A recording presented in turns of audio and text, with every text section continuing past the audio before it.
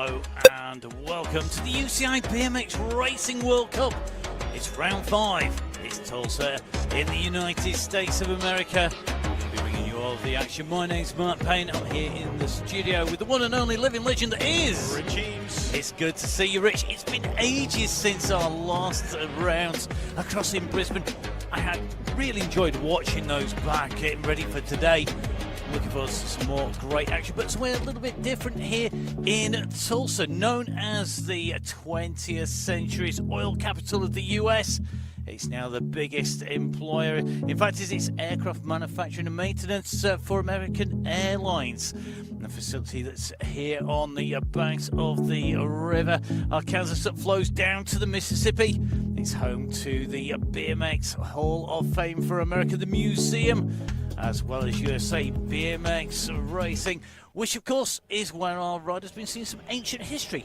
Do you count as ancient history, Rich? Are you old enough? No, I'm not ancient history. I might be an 80s BMX kid, but you know, I'm definitely down with the new school here in Tulsa.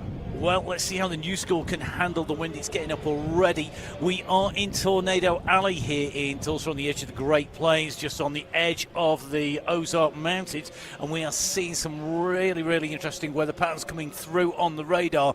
It's 25 degrees, it's warm, it's cloudy, but it is windy. It's blowing right the way through this big span here, Rich. Yeah, definitely. It can almost act as a little bit of a wind tunnel with those open sides, so it's going to make it quite interesting. So let's take a look at our standings. Let's see who's going to be taking this on now. In the under-23 women's, Taya Rufus, 3 wins. 1 win for Ava Corley. She's not here, though. Yeah, unfortunately, Ava's still out with that broken leg that she suffered in Brisbane. Hopefully she'll be back soon. In our under-23 men's, we have had 4 winners. Jack and Bennett Greenough. We've had Jesse Asmus and Oliver Moran.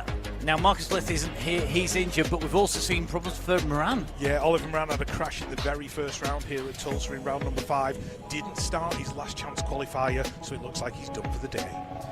So let's see, in the women's elite, well, we have Saya Sakakibara at the top of the standings, but no Zoe Claysons. Yeah, no Zoe Claysons. The WCC squad not in attendance here in Tulsa this weekend, putting all their eggs in the World Championships basket.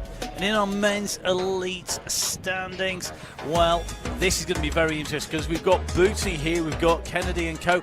What's missing is the French contingent. Yeah, the French have not brought their A squad to Tulsa. Again, they're looking at the World Championships as their next big race and putting all their eggs in that one basket. And Joris Dode not quite ready for action from what I've seen. Yeah, I believe so. That collarbone, he's had the operation on it. He's getting ready. He'll be back to full fitness for the World Championships, I am sure. Well, we have got some amazing racers here, and they're going to make the most of the opportunity to get some more points at the top of those standings that you can find at uci.org. Now, let's see how those riders get on. They're getting themselves ready, Rich. We're going to head across into the racing very shortly. Yep, first of the quarterfinals.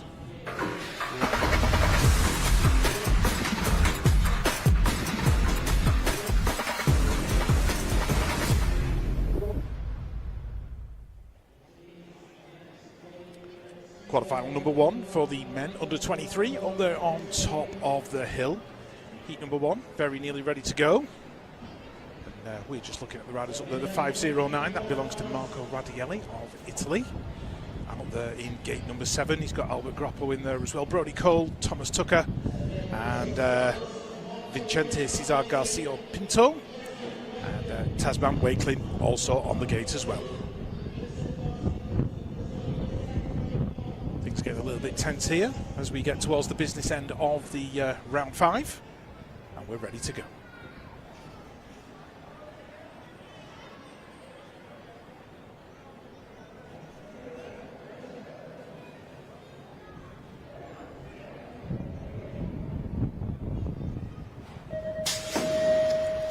All right, Gate Falls, quarterfinal number 1 for the men under 23, heading down the hill. Marco Radielli on the outside in the green, white and red as they head in and out of turn number 1. Tasman Wakelin looking like he got a good start. Brody Cole in there in 2. Radielli pushing hard as they go through this big second straight and into the second corner. Wakelin still leading it out though. He's out in front. It's all about the front 4 going through, and it's Radielli in that final qualifying spot as they head towards the final turn. Wakeland in 1, Radaeli in 4. Looks like Groppo. Is he going to go through, or will he be the odd man out? We're about to find out. I think Groppo's going to make it through as well. Wakeland taking the win. Cole, Radaeli, Groppo. Thomas Tucker of Australia was that unlucky rider in 5, but a great start for Wakeland from New Zealand.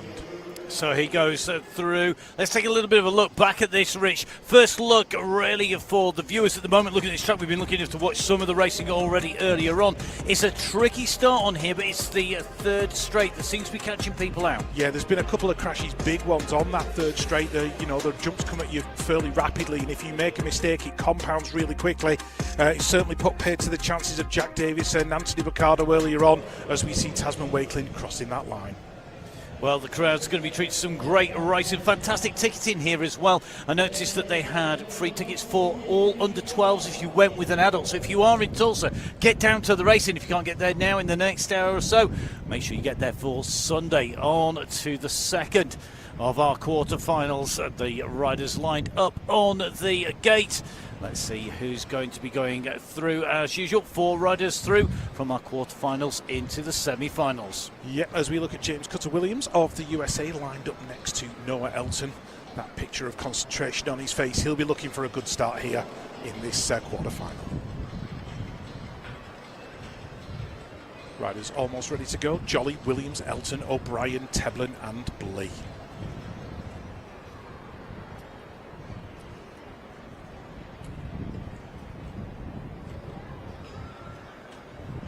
Heat number 2 now, the second of the quarterfinals, men under 23, Australia's Joshua Jolly.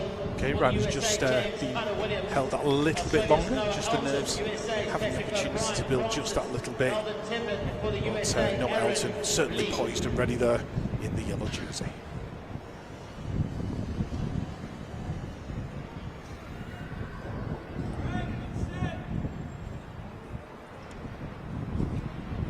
Okay, riders, random start. Riders ready, watch the gate. Joshua Jolly on the inside next to James Cutter-Williams. Noah Elton looking like he got us a good start. Teblin and O'Brien are in there as well as they go into the first turn. They are 3 abreast coming out of it, and it's Jolly, Elton, Teblin, O'Brien. That is your 1, 2, 3 and 4. James Cutter-Williams in the Team USA jersey, just settling into third there. Noah Elton on the outside. He's going to have to work his way through. He's been passed by 2 riders, so the Australian at the back of the pack and looking like he's going to go out to the quarterfinal stage. James Cutter-Williams in that 4th qualification spot as they come in and out of that final corner. Elton looking like he might be out. Jolly's going to take it to the line. Jolly goes through. Teblin's in there as well. Cutter-Williams taking that final qualifying spot with O'Brien in there in 3. And Noah Elton coming out of contention there. The man who is in 10th place in the standings. That's not what he wanted to come to Tulsa for in round number 5. Yeah, he was on the outside looking for a way in as they went into that second turn. His start was generally quite good. He had James Cutter-Williams right there next to him as well, and as they came down to the first turn, Noah Elton was right in the mix. Joshua Jolly on the inside, Teblin trying to work his way through, and Cutter-Williams dived underneath, and Elton went from 2nd to 4th in the blink of an eye, and he was under pressure as they went down that second straight. We just see another replay here of them coming out of that first corner.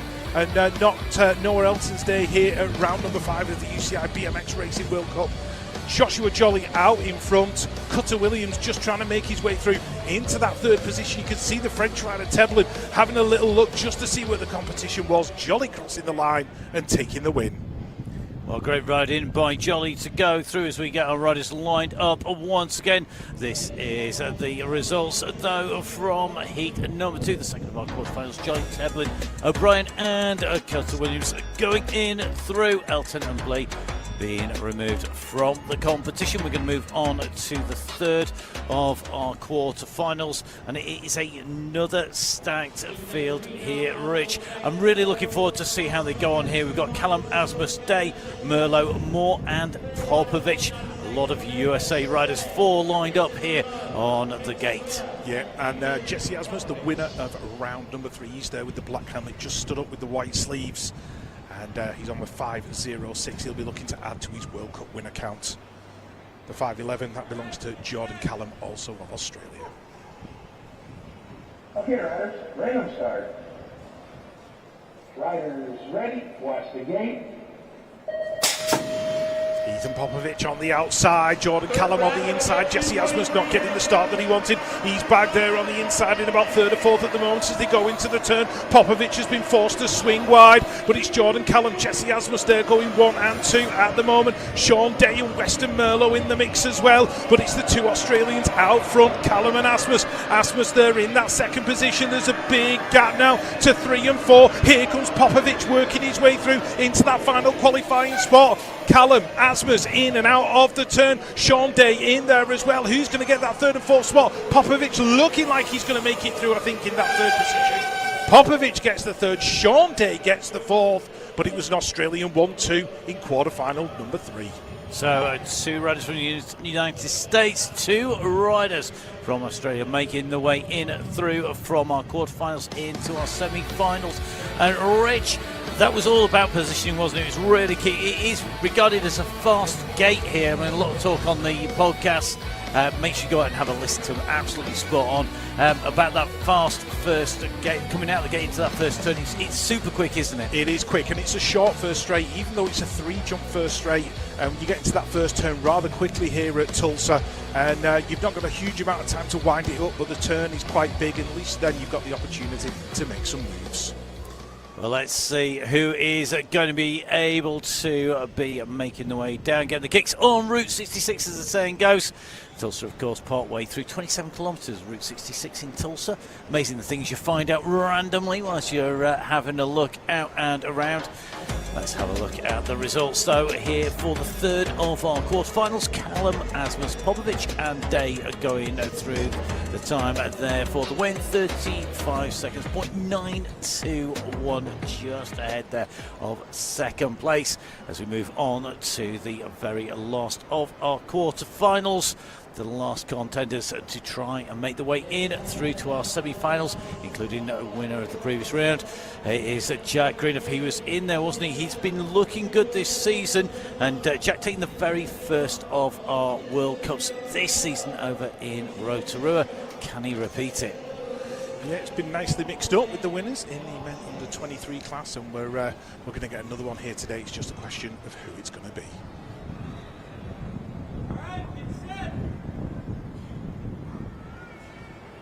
Okay, riders, random start.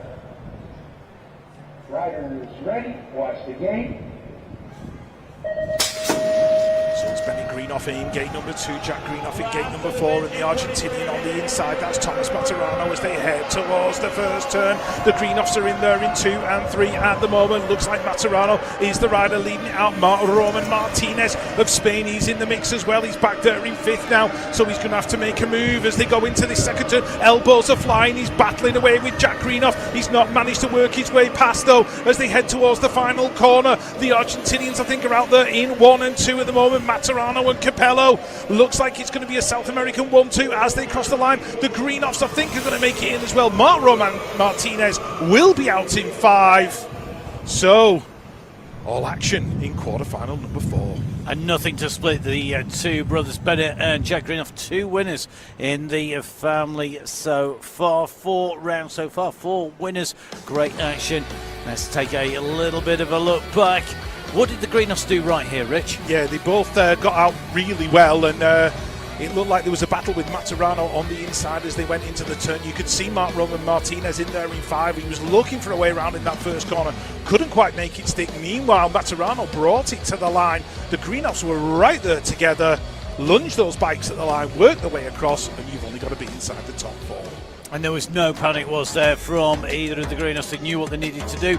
Both Argentinians going over the top. You can see Thomas Maturano looking like he's coming back in to form the only rider inside 37 seconds in the last of our men's under 23 quarterfinals. We're going to move on from here because we will be making our way in through the men's league and the women's elite quarterfinals. Next riders already lined up on the gate. The races come thick and fast at the UCI BMX Racing World Cup. Well, let's see who is going to take this out. Have you got your eye on here, Rich? Yeah, certainly got my eye on Isaac Kennedy. Took a win in front of a fanatical home crowd in Brisbane. He'll be looking to repeat that here in Tulsa. Gonzalo Molina of Argentina on the outside there in the 2.78. The little magician, Olympic bronze medalist Carlos Ramirez. Nick Kimmon just there in the background in the orange jersey, awaiting his quarterfinal as we get ready to go.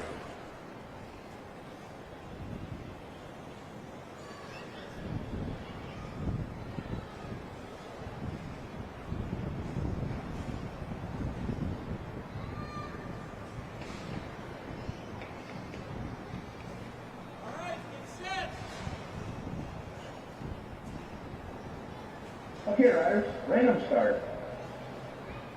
Riders ready, watch the gate. Isaac Kennedy, Carlos Ramirez leaving the gate. Jeremy Smith right there in the middle of the pack. All the elbows are flying already. Looks like Jeremy Smith, he's off and his lap is over already. So the rider from the USA goes out before they get to the first turn. No such problems for Isaac Kennedy. He's out there in front. Ramirez in 2. Vannes Magdalene's, I think, in there in 3. Hugo Marzalak is looking for a way around as well. He's there in about 5th spot at the moment as they head towards the final corner. Isaac Kennedy of Australia out front in control. Ramirez, Magdalene's, they're going to go 2 and 3. It's just a case of who's going to pick up that 4th spot. It might be Matis or Rago Richard, I think, in that 4th position. He goes through. Marzalak out in 5. But he got very, very busy as they came down that first straight. It was incredibly scrappy, wasn't it, as they came together on that section. And that very quick start, it means you've not got a lot of time to choose. What went wrong here as they came down here for Smith? Yeah, he got a great start, but he was right there in the middle. Ramirez came across. There was a touch of elbows. Jeremy Smith did very well to get away from the bike. That situation could have been a lot worse. Meanwhile, Isaac Kennedy of Australia was out there in front. He started to work his way towards that finish line. Magdalene's going very well in 3. Matis Rago Richard of France going through in 4. And his countryman Hugo Marzalak out in 5. Good to see Smith rolling his way over the line. Not so smooth, unfortunately, for him, though. Today, he's going to be out. As you see, it is Kennedy, it's going to be Ramirez, Magdalene's, and Rago Richard who go through. They're going to be making their way into the semi-finals. Who's going to be joining them already? Our riders are getting right up, started up, making their way up to the top of the ramp as they come here, the big 8-meter ramp, all ready as we move across into the second of our quarterfinals in our men's elite here in Tulsa for round number 5, the penultimate round of the UCI BMX Racing World Cup. Cedric Booty, the World Cup leader, the man at the top of the standings, some 141 points clear of the man in second place, who's not here. That's Dode. He's clear of Rankarel and he's clear of Kennedy. Isaac Kennedy looking good at the moment. Can these riders touch him, Rich? Let's see if we can find out.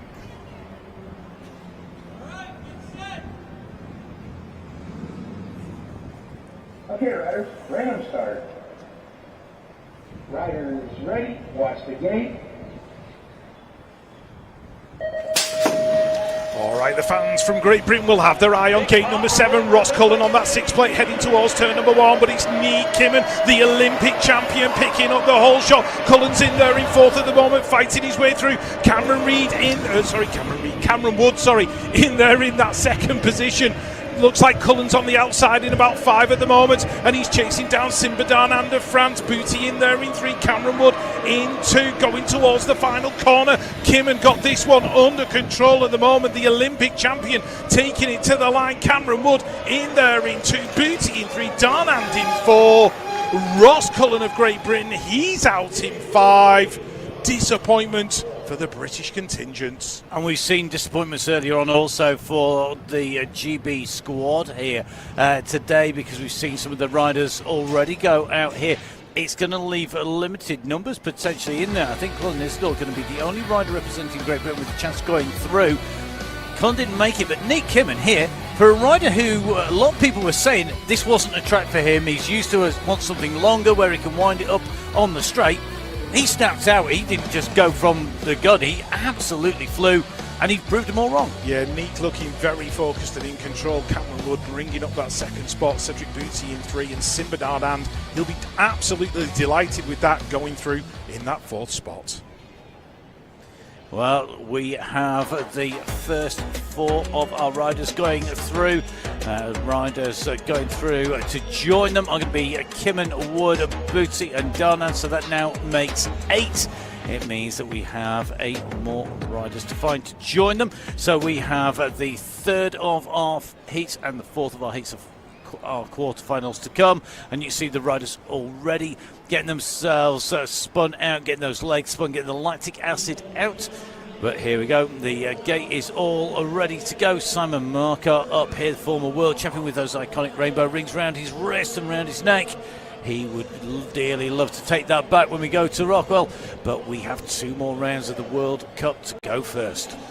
Yeah, this is a stat gate. That's the 209. Quillen Isidore went through in the 8th with Kai White of Great Britain just behind him in 5th, and there was less than 0.1 of a second between those 2 Great Britain riders. So a tough day for Kai White. Eddie Clerté in the mix on that gate as well, right next door to the Great Britain rider. Okay, riders, random start. Riders ready, watch the gate.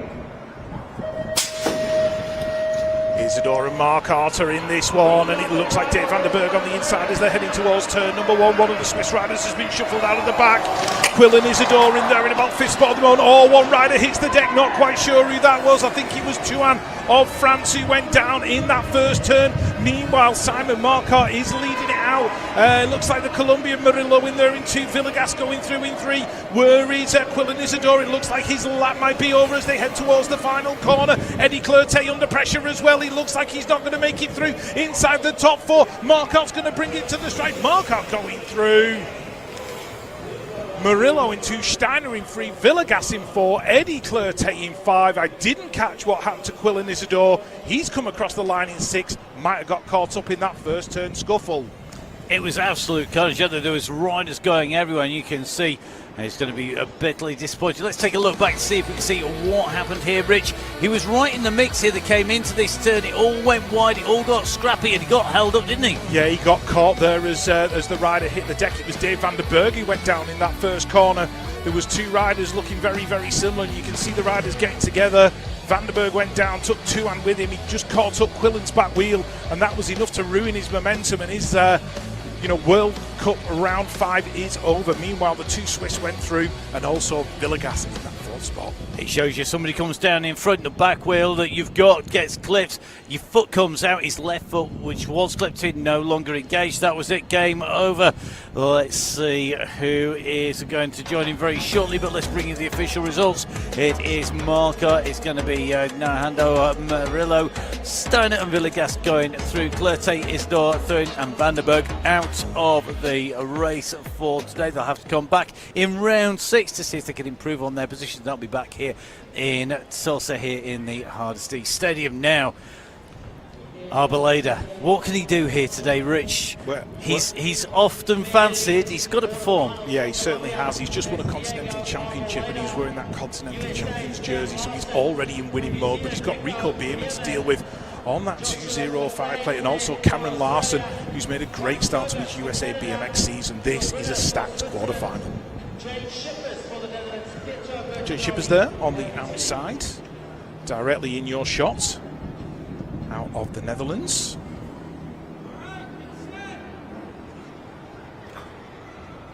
Okay, riders, random start.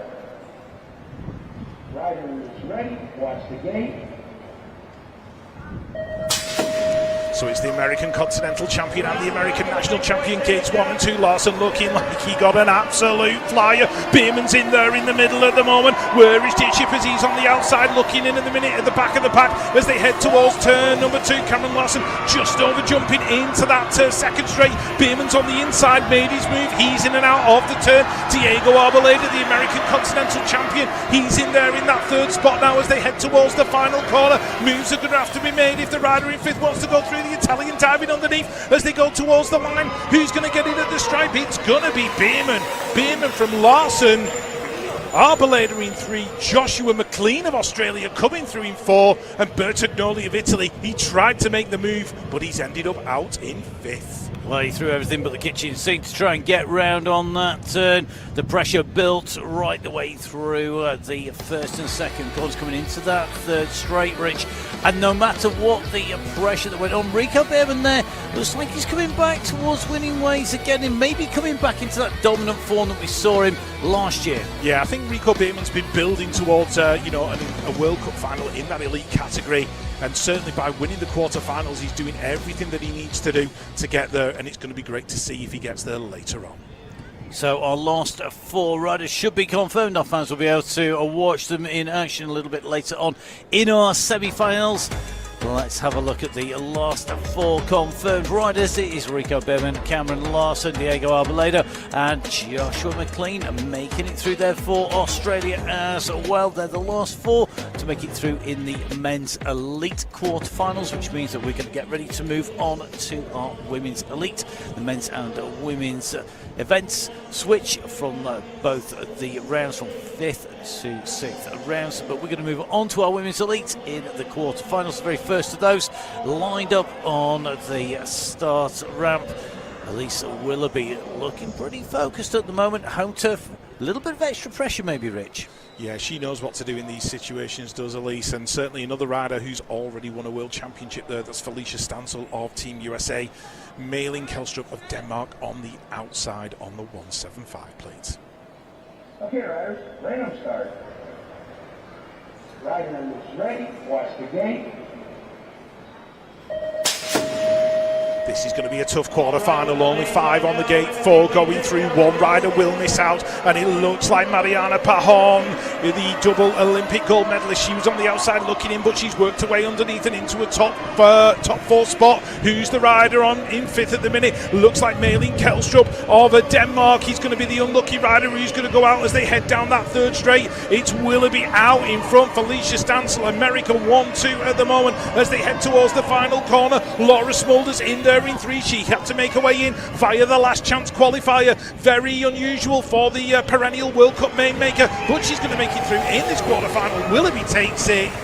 Smulders and Stansel with that photo finish. Mariana Pajon rounding out the top 4, and Malin Kelstrup out in 5. Now, for anybody new to BMX who's watching maybe for the first time, Rich, the riders that get to choose their gate, there was a gap in the gates there. We saw riders in gate 1, 2, 4, 5 and 6 off from the start there. That is just to give riders a little bit more room, isn't it? Yeah, if you've got the opportunity to have a little bit of extra room and not have anybody's elbow right next to you as you come down that 8-metre start hill, it's never a bad thing. But as we watch the replay of this one, Elise Willoughby checked out and gone as they went down that second straight. She was flying, she took it across the line. Smulders going through as well, battling with Stansel. Pajon went through in 4, and a little rueful shake of the head from Malin Kelstrup. She's going to have to try again in round 6. Well, one more round of the World Cup to come for Kelstrup.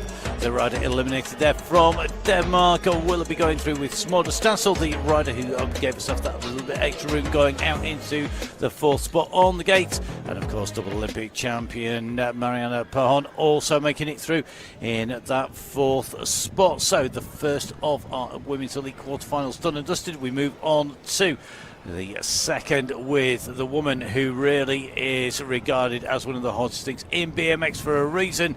She's been so dominant. She's went off the boil a little bit. Can she pull it back, do you think? Well, she's got that championship leaders plate on the Sakakibara, so certainly can't counter out as we look at Manon Veenstra there on the 7 plate, being super consistent through these World Cup rounds. And we've got Agustina Cavalli, the Argentinian rider, there on the outside. She's got that 211 plate, and she's right next to the 22, the bronze medalist from the Olympics, Meryl Smulders. So Sakakibara, who's not been outside the top 2 wins, 2 second places. Can she get herself back onto top spot today? Random start. Rider is ready, watch the gate. Series leader Saya Sakakibara on the inside, sporting that red series light leaders number plate as they head towards the first turn, and she picks up the whole shot. Oh man, on Veenstra, diving underneath, working away into 2. Meryl Smulders is in there in 3. That's Augustina Cavalli in there in 4, and it looks like Layla Walker of New Zealand is in that 5th spot at the minute. She's looking like she's going to be the rider going out unless she can pull something off down this 3rd straight and into the final corner. She's got a bike and a half to make up on Augustina Cavalli. She's getting ever closer as they go towards the final corner. Meanwhile, Saya Sakakibara, the series leader, leading it down the final straight. The drag race between the Argentinian and the New Zealand getting very close as they get to the line. Walker's going to take that 4th spot. Augustina Cavalli, the head goes back in disappointment. She was having it all her own way until she got to that final corner, and Layla Walker reeled her back in. Real overturn there in positions 4 and 5 between Walker and Cavalli as they came in and through. Don't forget, of course, that you can catch up with all of the full results on UCI.org and all of the live results coming up on there. Rich, good move there to come through from Walker, and it was about carrying momentum really, wasn't it? Yeah, certainly down that 3rd straight she carried momentum into that final corner, gave herself enough to get past Augustina Cavalli. The disappointment was absolutely palpable. Meanwhile, Saya Sakakibara was taking the quarterfinal win. So we have currently 50% of our semi-finalists through. We have 8 riders into the semi-finals, including Sakakibara, Veenstra, Smulders and Walker, who you've just seen qualify. In the 2nd of our quarterfinals, it's time to move on to the 3rd of the Women's Elite quarterfinals, including the world champion, the Olympic champion. It is the one and only Bethany Shriver, but can she make it count? She's been looking very happy in practice. Yeah, she's looked very good. I've seen some of her social media content this week. Big smile there from the world and Olympic champion on that one plate. Bethany Shriver can probably see herself on the big screen there in the stadium. She's got Nadine Eberhard right there next to her, but I've got my eye on the Team USA rider in plate number 3. She's a local to this track, Peyton Ridenour, right there on that 15 plate. Spends a huge amount of time here training at Hardesty. She'll be wanting to take the win on her home track.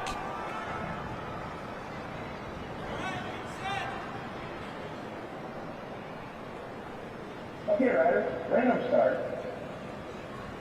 Rider is ready, watch the gate.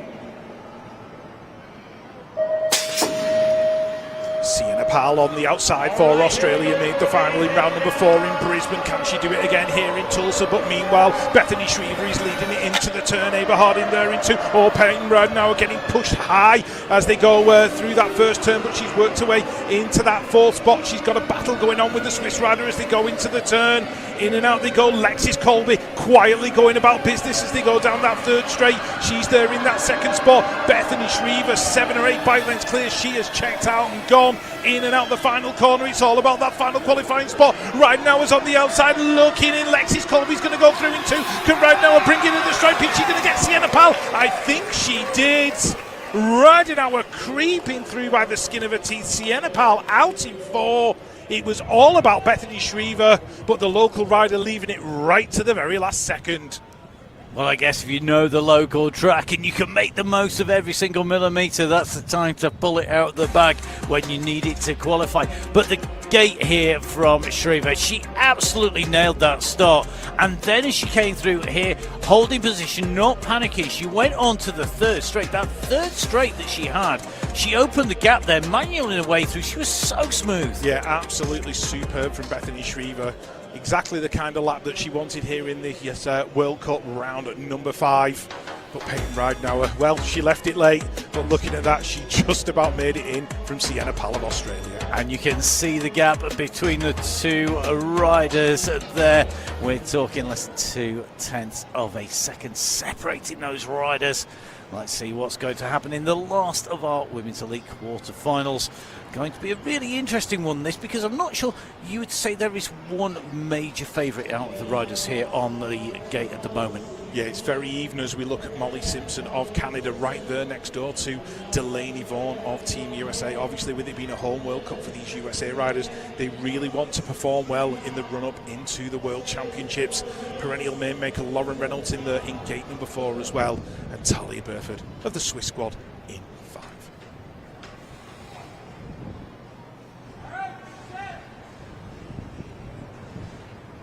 Okay, riders, random start. Riders ready, watch the gate. Judy Bow of the Netherlands right there in the middle of the 5 riders as they head down towards that first turn. Lauren Reynolds didn't get the start that she wanted, but Delaney Vaughan is taking the whole shot. Molly Simpson right there as well. That's Judy Bow in 3. Here comes Reynolds taking a smooth inside line. She's worked her way back inside the top 4. So it looks like Burford, who's on the outside now, chasing down Judy Bow and trying to find a final qualifying spot as they go through this technical third straight rhythm section, heading towards the final corner. It's Delaney Vaughan, Molly Simpson, Lauren Reynolds, 1, 2, 3. Judy Bow in 4 as Talia Burford, giving herself too much to do. I think she has. She's not going to catch Judy Bow as they get to the line. Delaney Vaughan taking the win. Molly Simpson, Lauren Reynolds. That's you 1, 2, 3. Judy Bow in 4. Burford out in 5. But a great lap from the American Vaughan. Absolutely putting it in to good use there. Delaney Vaughan kicking off hard, really wanted to get the whole shot coming out. She just came through really nice and smoothly. Burford trying to respond to that, but you could just see she got herself up onto the front here.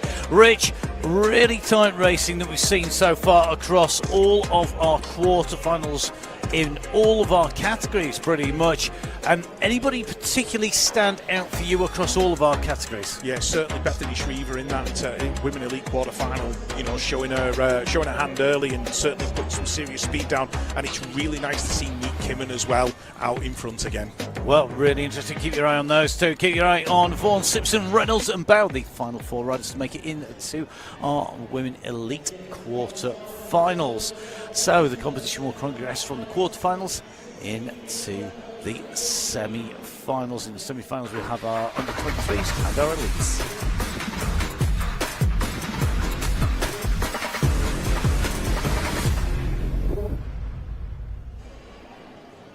So here at round number 5, the UCI BMX Racing World Cup from Tulsa in the United States. We're moving on to our men's under-23 semi-finals.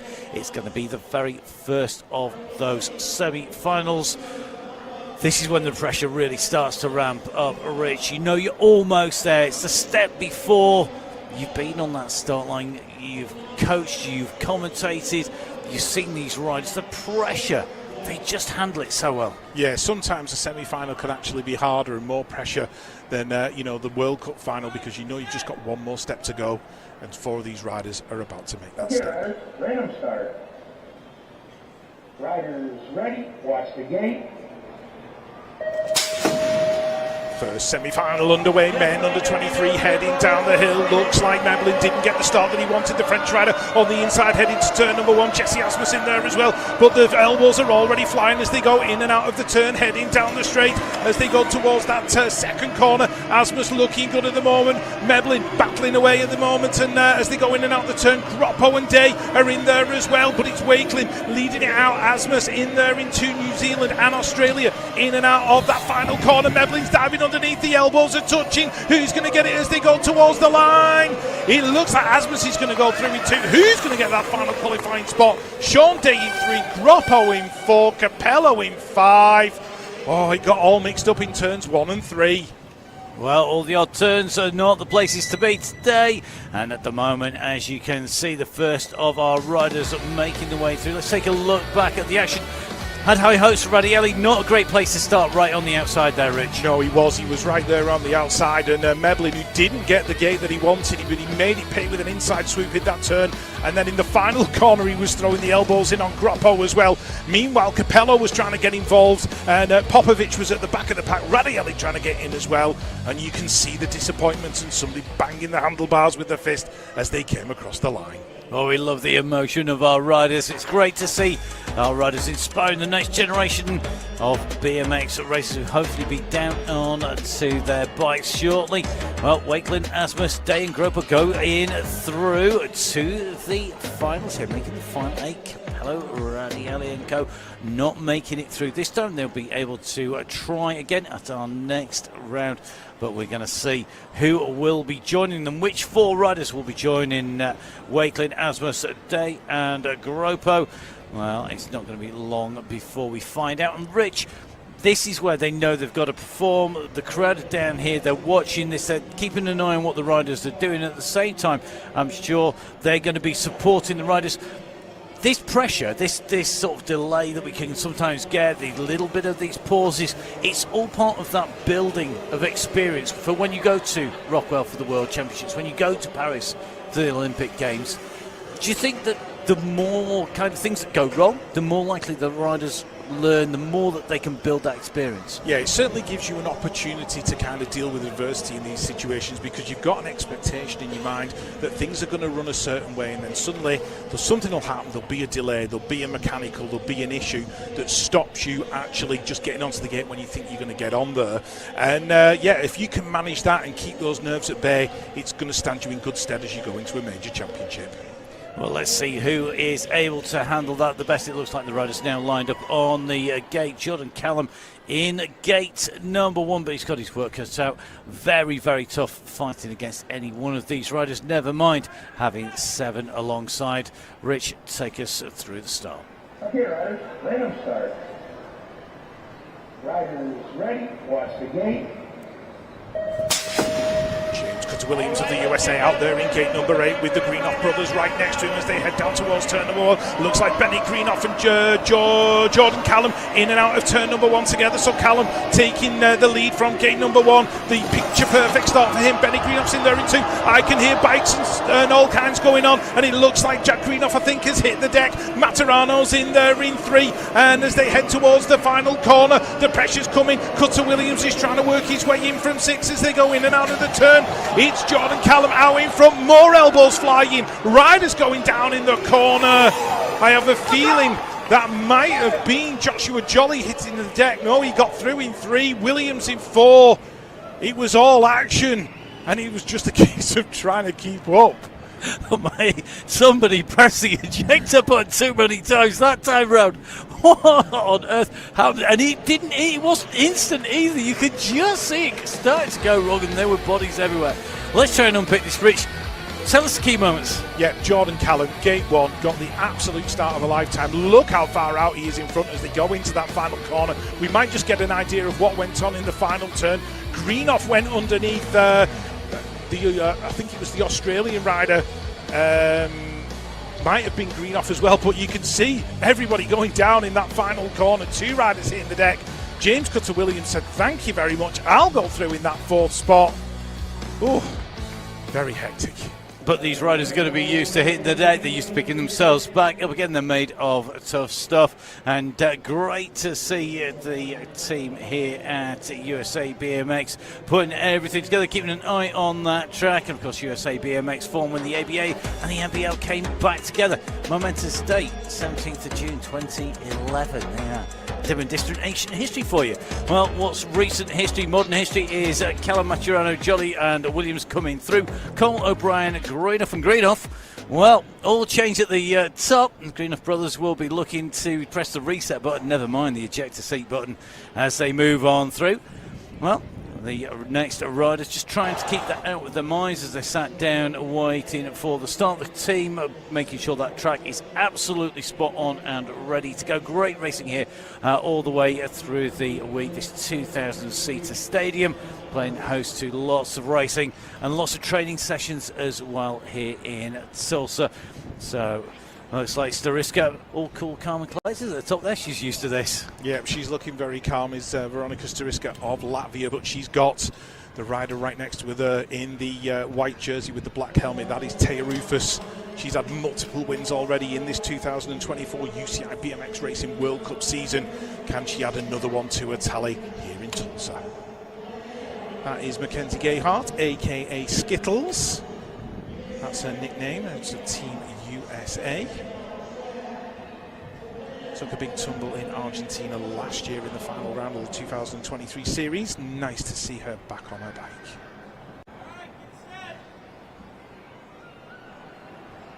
Okay, riders, random start. Rider is ready, watch the gate. So Belgium have got 2 riders here in this women under 23 semi-final. Valerie Vossen in the middle, Aiko Gomez on the outside, Taya Rufus leading it into turn number 1, and that is Veronica Stariska working her way into a top 4 spot.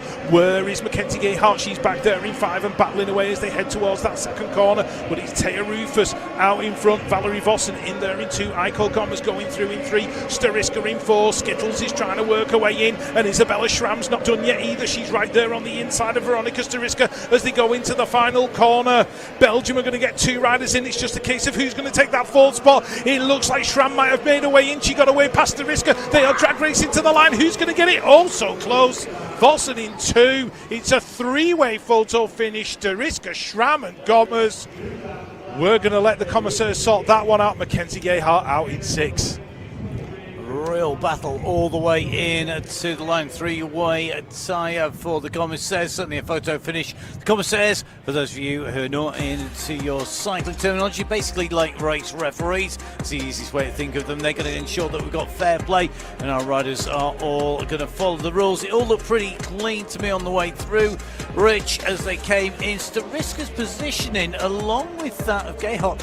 There was a lot of trying to line up for something, and it didn't seem to quite work out, but I think Stariska may well just got herself in through there. Yeah, there was a lot going on in that final corner, and it's also the narrowest part of the track here in Tulsa, so it can make things a little bit tight, a bit difficult, but I've got a feeling Isabella Schramm might have just made her way through. Well, let's see who's going to have made it. Schramm and Stariska who go through with Vossen and Rufus. So Taya Rufus in with a chance of making it 4 out of 5 wins.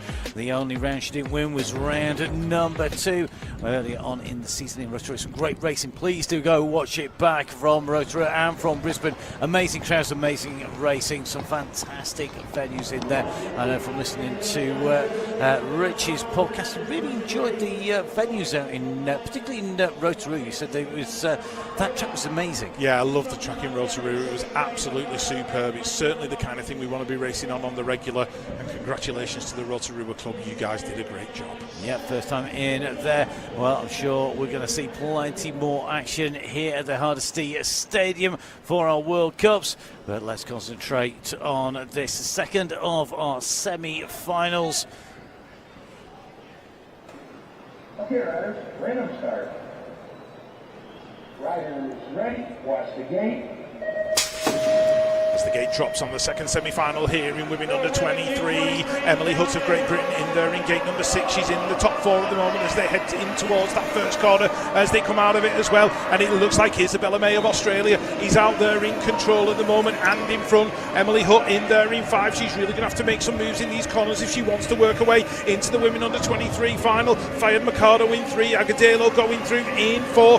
Kelly Shea in there as well for USA as they head towards the final corner. Isabel May got it all to herself as they go in and out that final turn. It looks like Emily Hutt's round 5 of the UCI BMX Racing World Cup might be over. It's just a case of who's going to get the 3 and the 4. Big lunges at the line. Krista Dulo going in. Mercado, and it was a photo finish between Korsakova and Agudelo. Well, it's going to take a photo to split Korsakova and Agudelo. It's going to be a calendar that you need to judge the distance from Isabel May to the rest of the riders there. Absolutely dominant. She's got 3 second places here, but she just was absolutely in control, using all of that track and pumping like crazy, but she nailed it. Yeah, she certainly did. She looked so good and looked very, very calm and in control as they crossed the line. The big battle was going on behind. Was Korsakova going to make it in? Emily Hutt had a look across. She knows she's going to have to come back in round number 6 and try all over again. Well, let's see who's going to be going through. Will it be Agudelo making a way in there? Will it be Korsakova? We're going to see. The guys from Colombia are going to be watching this with interest. And of course, it's going to be the Colombian who goes out. Well, they're not going to have long to wait to be able to cheer on more Colombians. However, they have got Mercado in there along with the rest of those qualifying riders. Australia, Bolivia, the United States and Colombia represented up there now. That is the semi-finals done for our under-23 competition. The riders will be getting ready to race in the elite semi-finals. The difference between our under-23s and our elites, it's very, very close, isn't it, Rich? But it's there. We see riders moving up and struggling. One rider who probably can just about remember being under-23, Nick Kimmon, seems to be on absolutely storming form. Maybe he's the new Peter Pan of BMX. Yeah, Nick coming back into form just at the right time. He's got Carlos Ramirez right next to him in lane number 2, the 204. Always entertaining Simba Darnand of France. He'll be looking to get into that World Cup final here at Tulsa. And gate number 4 from the Swiss wagon, that is Simon Marcotte, the 2022 world champion. Took that title out in Nantes in France. Colombia with a rider lined up in gate number 5, Juan Esteban Naranjo Murillo, fully focused and in control. And we know the Colombian riders are good in the turns and they're capable of making moves. And the new American Continental champion, he's had a World Cup win out in Glasgow, that's Diego Arboleda. And from Belgium, the Belgian national champion on the 227, Valles Magdalens, fully focused behind those goggles. And out in gate number 8 from Argentina. Feels like he's been a staple on the World Cup circuit for a long time, but still looking fast. It's Federico Villegas. So semi-final number 1, getting ready to go as Villegas' Argentinian teammates look on. Thank you.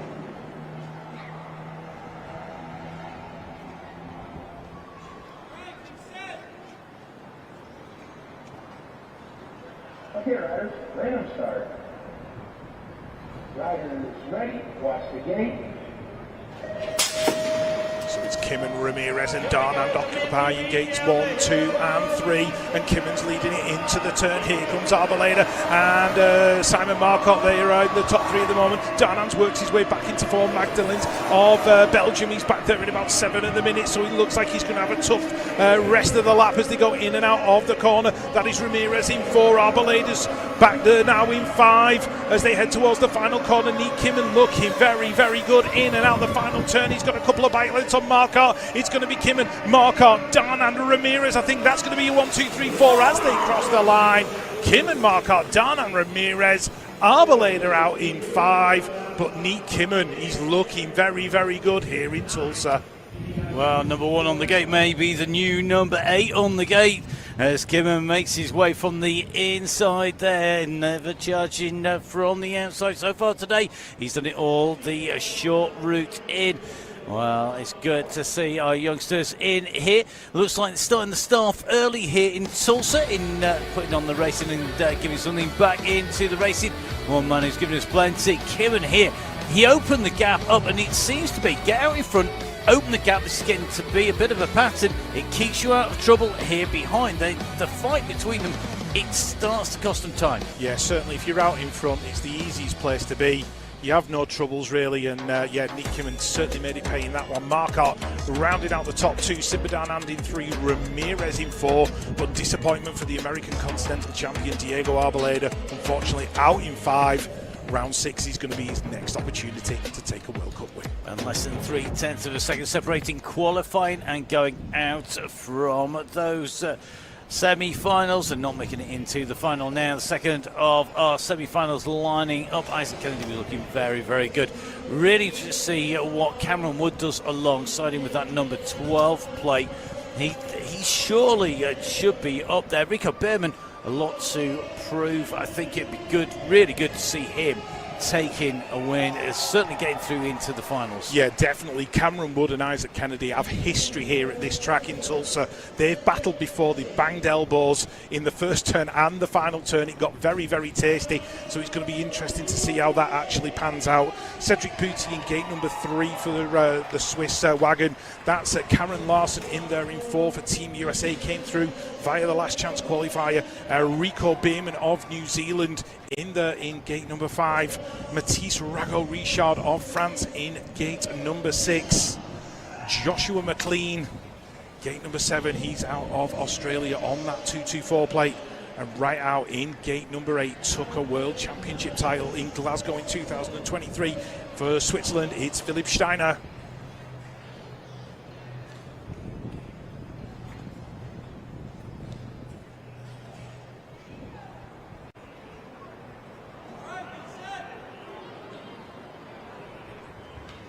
Okay, riders, random start. Riders ready, watch the gate. So I've got my eye firmly on gates 1 and 2, Kennedy and Wood. Like I said, they've got history here on this track here in Tulsa as they headed towards the first corner. Kennedy and Wood going 1 and 2. Oh, looks like people are in all kinds of trouble as they go through that first turn. Kennedy gets through unscathed. Looks like Karen Larson's lap is over. So Mathis Rago-Richard in there in 3, and it's a battle of the Swiss riders for that final spot in the main event here at Tulsa. Round number 5 of the UCI BMX Racing World Cup. It's going to go Kennedy, Wood, Mathis Rago-Richard's going to make it in. Who's going to get that final spot? Is it going to be Cedric Booty? I think it is. Cedric Booty makes it in. Philip Steiner out in 5. Bierman got caught up in that first turn, and it all went wrong for Cameron Larson as well. So let's take a little bit of a look back. I'm sure we're going to see this pretty much from the gun. Going into the first straight and into that first turn, you can see that Bierman and Larson have been bumping and barging. It just continued onwards as it came around here. It was a chain reaction from the inside out. Yeah, it looked like Larson tried to go underneath Booty. They touched, his foot came out of the pedal, and that was lap over then for Cameron Larson. Meanwhile, Kennedy and Wood played it safe in that first turn.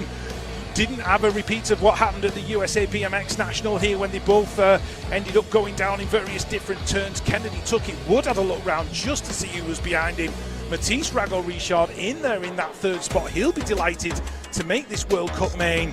And the fourth spot, Cedric Booty, the series leader, making another final. So the Swiss managing to get 2 riders in to our finals, with Booty, the series leader, going in to join his countryman Simon Marquardt in there. Will they be able to put those numbers to good use? Well, that is going to be for the men's elite final, but we are going to move on now from the men's semi-final, men's elite semi-final, to the women's elite semi-final. It's going to be really interesting to see if we see a repeat of the action. You can just see the riders indicating what gate they want up at the top, and it's up to the riders. They're going to be indicating that pick. Yep, certainly. If you've got good finishes and good lap times, it enables you to have a good pick on that gate, and the prime pick is on the inside, gate number 1, and that's exactly where the number 11, the Olympic silver medalist, and multiple USA BMX Pro titles to her name, it's Elise Willoughby. She'll want to win here in front of the home crowd, and they're certainly making some noise for her. Now, picture of consistency, gate number 2 on that 7 plate out of the Netherlands, it's Manon Veenstra. Gate 3 still looking for win number 28 out of the Netherlands. It's Laura Schmulders.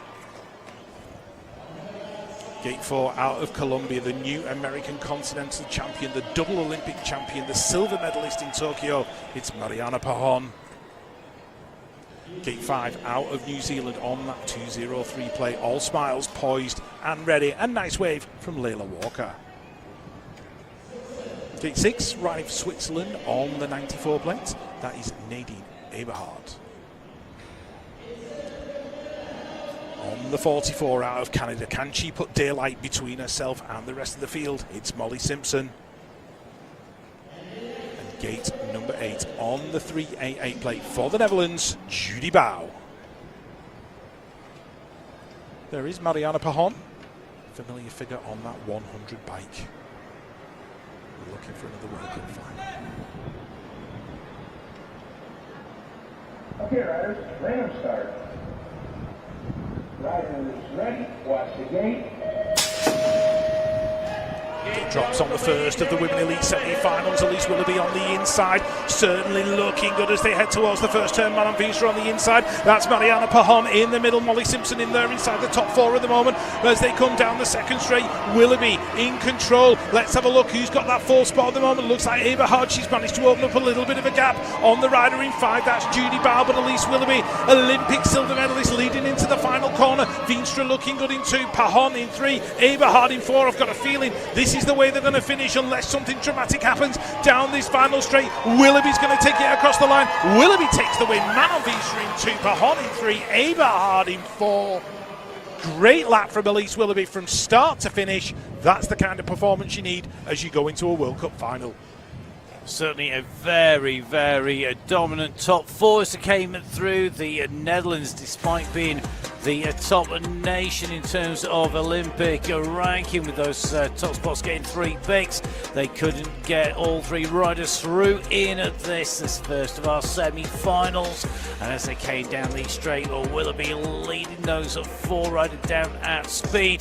Bahan tucked in there. Eberhard, the lost the riders through, and Veenstra again making a final, making that last 8. Yeah, certainly can't fault her consistency, man, on Veenstra. I think it's only a matter of time before she wins a World Cup if she keeps performing like that. As we look at the confirmed results, Elise Willoughby taking the win, man on Veenstra in 2, Mariana Bahan in 3, Nadine Eberhard rounding out the top 4, and Layla Walker, the unlucky rider, in 5. So they're your first 4 riders in through to the finals. The riders making the way up here to the top of that ramp. Going to be ready to go. So you've got Sakakibara, you've got Shriver, you've got Smulders, Stansel, Vaughan, Reynolds, right now, and Colby. And whereas the Dutch had the representation before the big numbers, this time round the United States, 4 riders out of the 8 riders on the gate. Yeah, just checking out Sakakibara there of Australia, your series leader. She's in gate number 1. Right there next to her in the rainbow stripe. She holds on to them just for a little bit longer before we go to the World Championships in Rock Hill. That is Bethany Shriver. Next to her in gate number 3 on the 22 plate, Bethany's good friend but also a competitor, Meryl Smulders. Gate 4 from Team USA on the 23, Felicia Stansel. She was the 2022 Elite Women World Champion.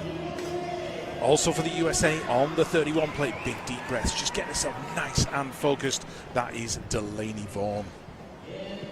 Gate 6 from Australia, resides in the USA, so spent plenty of time on the USA BMX circuit. That is Lauren Reynolds.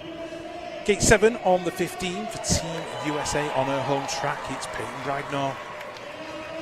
And out in gate number 8, another American rider on the 202, it's Lightning Lexis Colby. Elite Women semi-final number 2 getting ready to go. 4 USA riders, 2 Australians, 1 Dutch, 1 British. This is going to be good.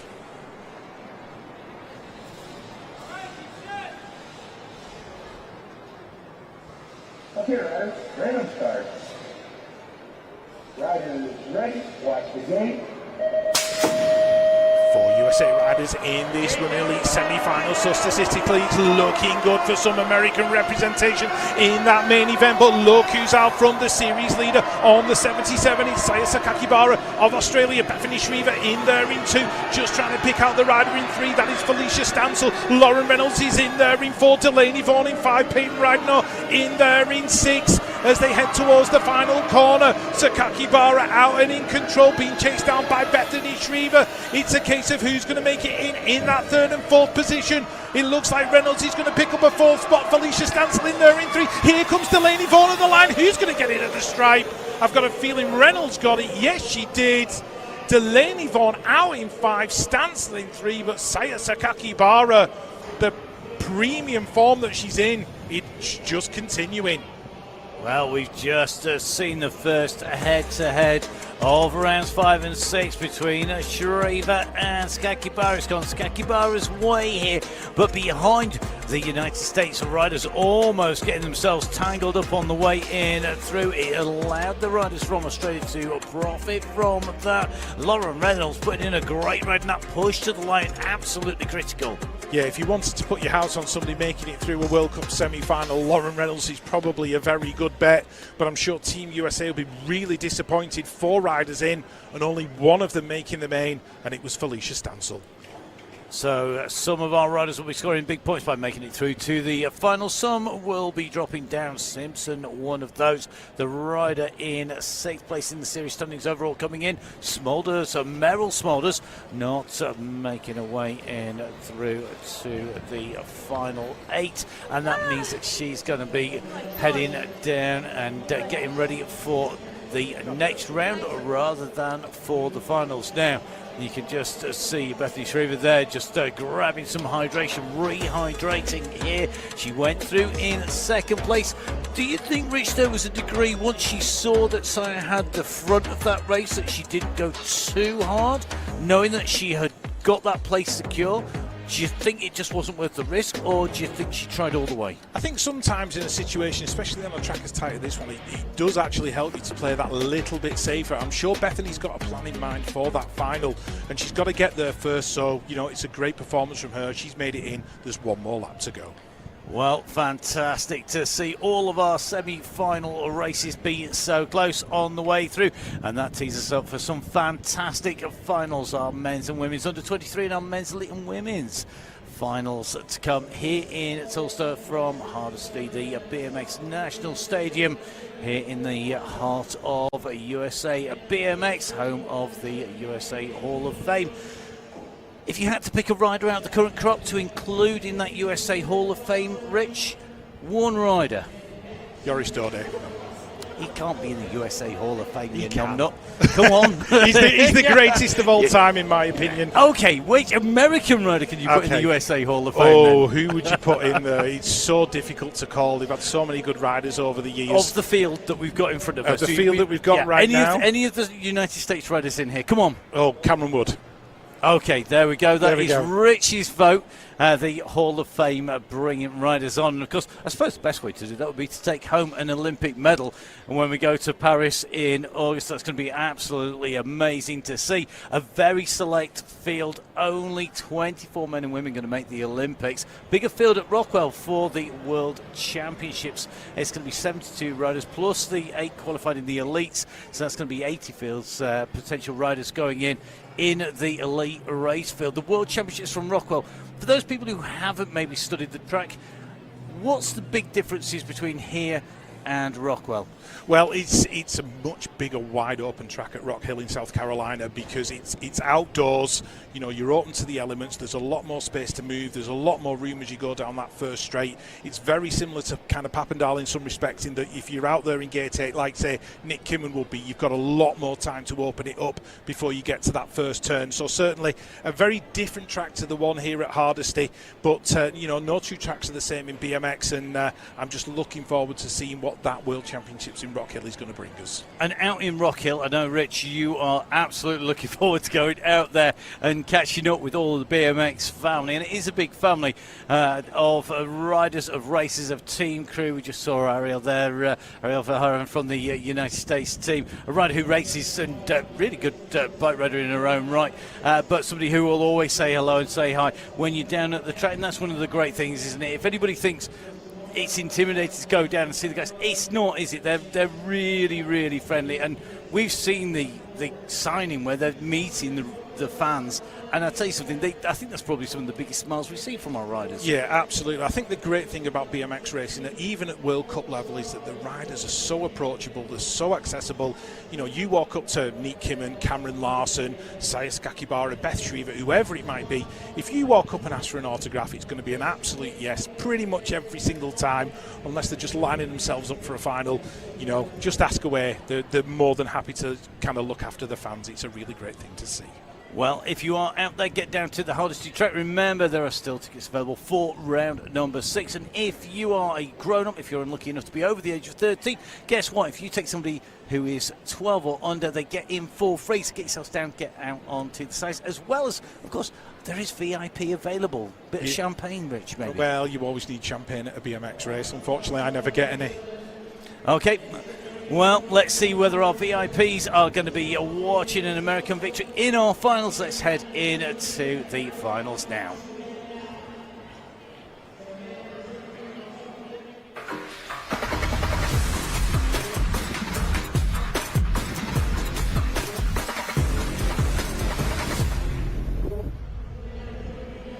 So here at the UCI BMX Racing World Cup, we're moving on to our finals here in round number 5. We're really looking forward to seeing just who is able to take away the top spot.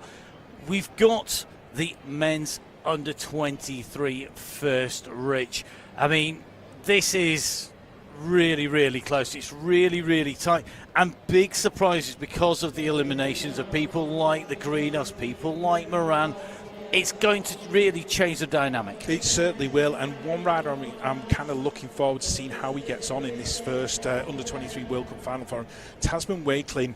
And, I've not seen him ride before. He's been very, very consistent all day long. He's got second gate pick. He'll be right there on the inside next to Jordan Callum. He's going to have Jesse Asmus alongside him as well. It's going to be very exciting. I'm wondering if Wakelin can actually take his first World Cup win. Well, we will see Wakelin, rider with the 5.48 plate going to be off. Will he be able to do this on his debut? I don't have him down on a World Cup result this season. I was desperately searching to try and find whether this is actually his debut World Cup. I think it may well be. You would know better than me, Rich. We'll see whether he can take it out. Jordan Callum, though, he's got to be right up there in terms of favourites. A man who was fifth and a seventh. He's had 2 finals so far. Yeah, he's looking very good, is Jordan Callum. And there is Tasman Wakelin of New Zealand. I have to admit, Matt, I've not seen him ride before, but he's certainly impressing me here in Tulsa. Jesse Asmus, he's already had a World Cup win at round 3 in Brisbane. He'll be looking for a second World Cup win to add to his account. Thomas Maturano of Argentina reminds me very much of a young Mario Soto, and he'll be a rider who the mid-90s riders will definitely have heard of. Sean Day of Team USA is in there in gate number 5, and it looks like Albert Groppo of Italy is in there in gate number 6. Gate 7, also for Australia on the 5.08, it's Joshua Jolly. And right on the outside, gate number 8. It's been working for him today. Will it work in this men under-23 World Cup final? For Team USA, it's James Cutter-Williams. So Joshua Jolly, a 3rd place in round number 2. The 2nd of the World Cups. Can he get back on the podium? It's time to see who's going to take away the top 3 spots beyond the podium at the first of our finals.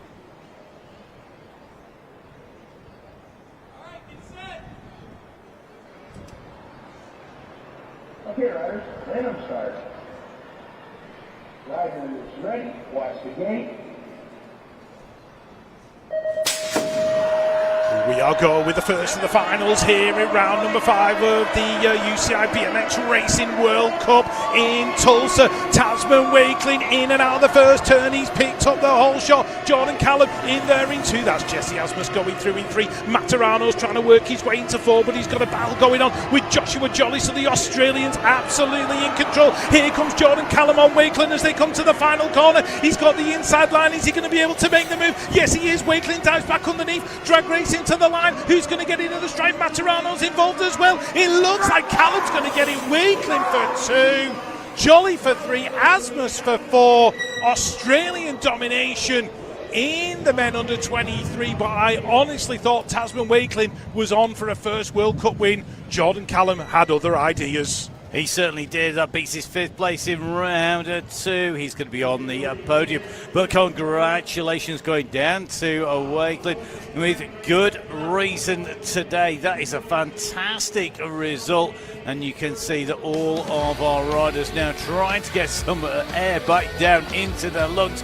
This start really critical here. Callum had a good spot, but Wakelin, no pressure at all on his shoulders. He was just straight in there. Oh, he was the gate of a lifetime. His first straight was absolutely phenomenal. Meanwhile, Jesse Asmus and Joshua Jolly were in there in 3 and 4. Wakelin just left a little bit of a gap.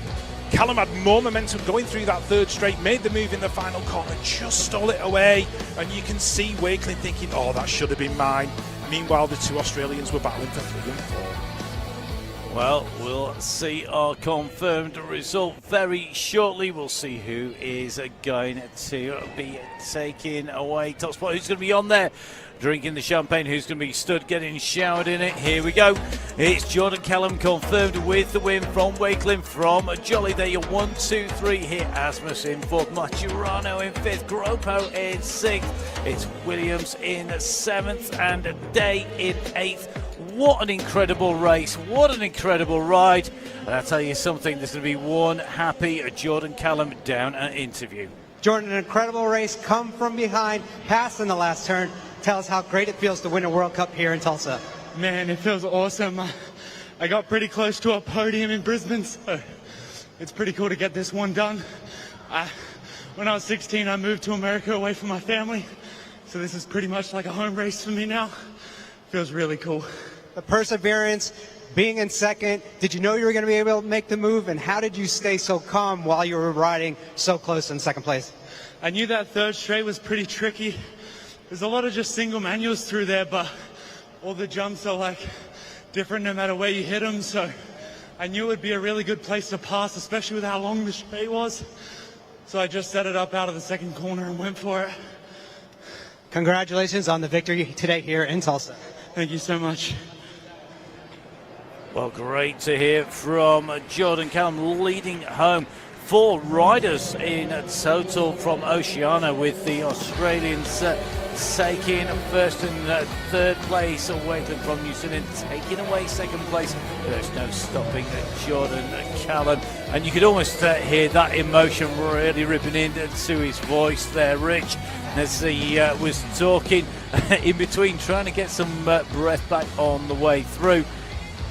It's been a little while coming. He certainly seems like he's in there. Do you think this is the trigger that means that he's now going to be on form going into round 6 and into the Worlds? Yeah, I think once you let the genie out of the bottle with a World Cup win, it's very hard to get it back in. We've seen that with Saya Sakakibara and how she's ridden. And once you've got a win in the bag, it just makes it that little bit easier, because you know how it feels to get that second one. So as we look down on the Hardesty Stadium here, the BMX Stadium, and those team pens just on the outside at the moment, the riders will be recovering. We have our top 3 though, and these are the riders. These are the riders that are going to be taking away our flowers here today. You can see Joshua Jolly being presented with them here in Tulsa, in Oklahoma, in the United States of America, round number 5, and also home of round number 6. Well, the handshakes there for Tasman Wakelin of New Zealand. I think thinking maybe what could have been there.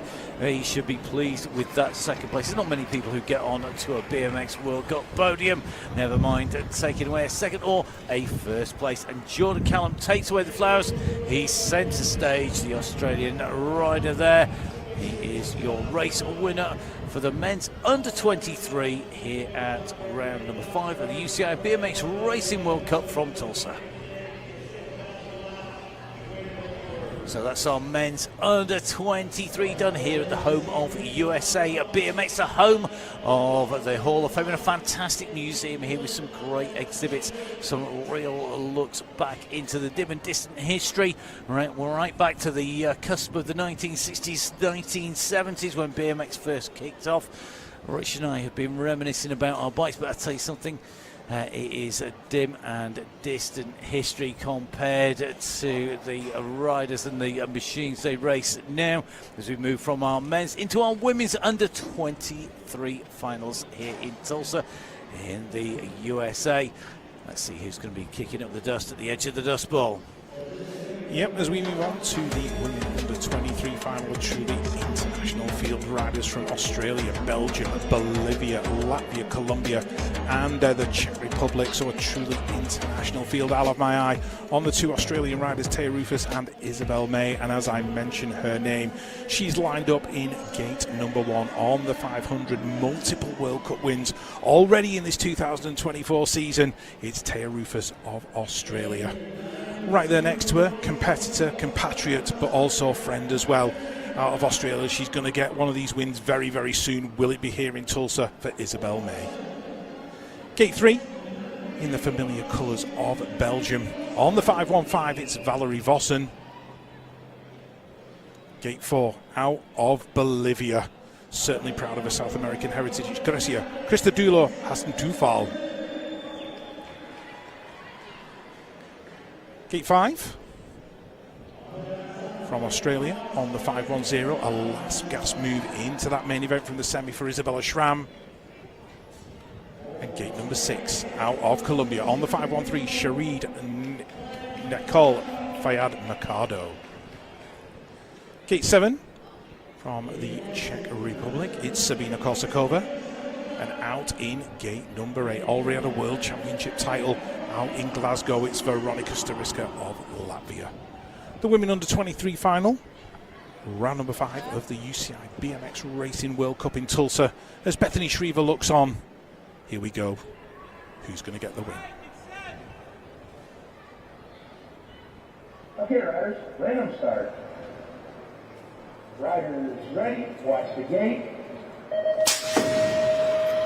The gate drops on the women under 23 final here in Tulsa, and it looks like Taya Rufus has got a great start. Isabel May in there as well. Valerie Vossen trying to get in the mix, and the Columbus. Oh, 1, 2, 3, 4 riders possibly hitting the deck in that first turn, and that's allowed Taya Rufus to ride away. And I've got a feeling Isabel May was caught up in that as well. She'll be picking herself up out of that first turn. Krista Dulo in second, Vossen in third, Stariska in fourth.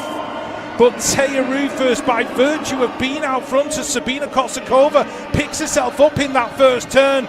She's going to get it. Taya Rufus makes it 4 wins for the year.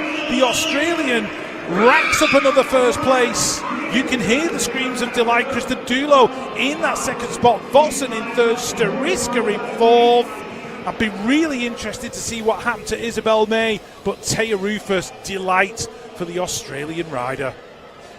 Well, that's a great result for her, taking away top spot. It was absolute carnage behind, and it may well have been May who came down and took everybody with her, because that was a real slide, and you could just see there was nowhere for the riders to go. The top 3 are very, very happy, but this is very much a case of 2 very different stories.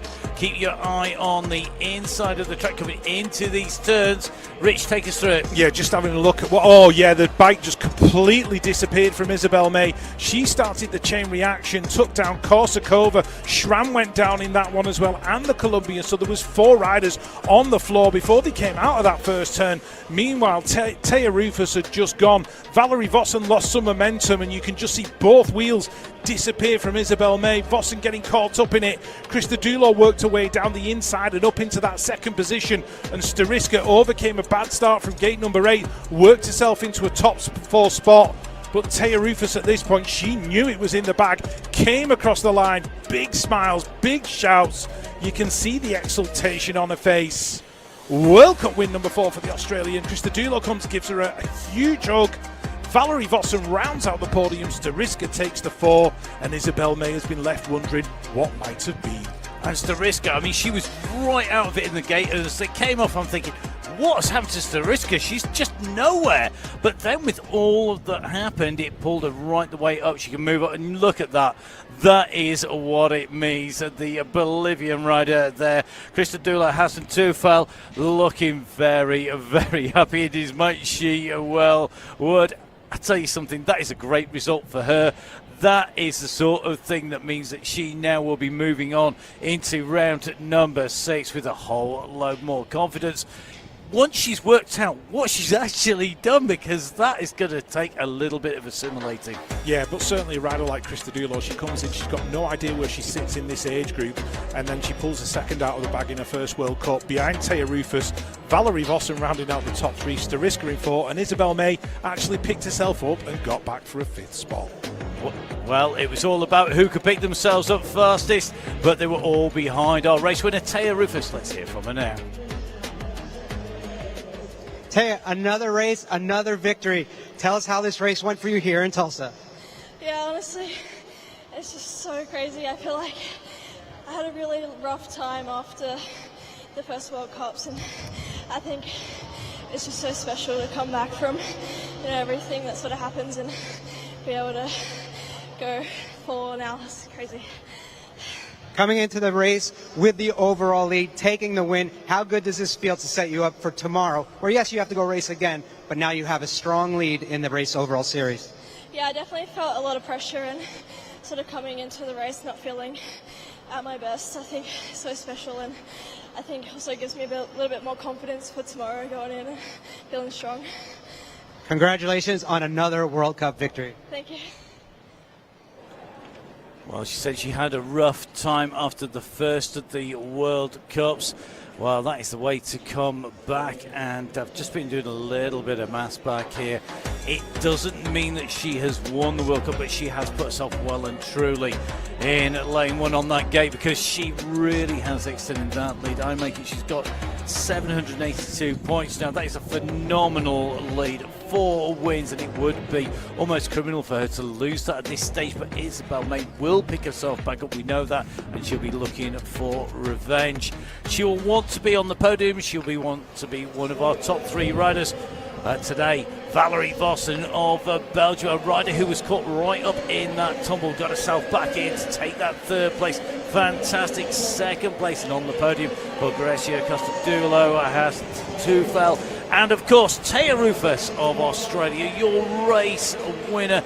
She's your series leader here in round number 5 with 1 more round to go. So Australia, Bolivia and Belgium in your 1, 2 and 3 spots here today in the women's under 23. So that's our younger age category finals done and dusted.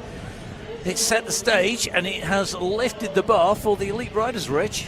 Yeah, it's certainly going to be some great finals in these elite categories. I'm looking forward to see the action that takes place here in Tulsa at round 5 of the UCI BMX Racing World Cup, as we see Lauren Reynolds' eyes closed, just going through some pre-race visualisation there, you know, taking her time, getting ready. Saya Sakakibara of Australia right there next to her, and the Swiss rider there, just taking her time, spinning those legs out, keeping them moving, staying warm for that explosive effort that's going to come when they leave that gate. And that is really critical, isn't it? It's being able to keep cool, keep calm and keep collected.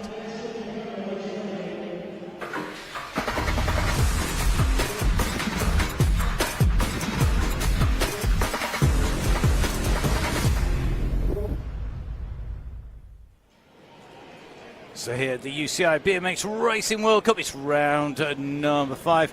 It is the finals. We're moving on to our elite races, because this is when things could get very, very, very quick indeed, or it could be very, very much riders going in all directions. Now, Nick Kimman here, the man who is reputed to love gate 8 so far out that he's got it tattooed somewhere. That's absolutely bobbins, because he is flying on the inside at the moment. Surely this means he is the man who's firm favourite of this finals, Rich. Well, certainly he's back into form. Is the 313 of Nick Kimman of the Netherlands. And next to him, though, he's got a very fierce competitor, a winner in Brisbane, round number 4 of Australia. It is Isaac Kennedy.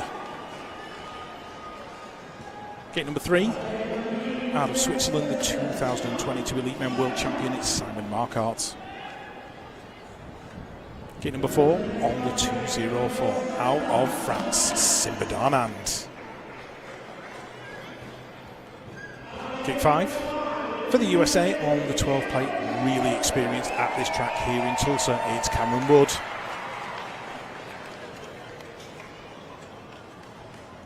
Gate 6 on the 278, poised behind those goggles, the little magician from Colombia, it's Carlos Ramirez. Gate 7 from France on that 61 plate, excited to see what Matisse Rago-Richard has in this World Cup final. And in gate number 8 on the outside, the 149, the series leader, it's Cedric Bouty.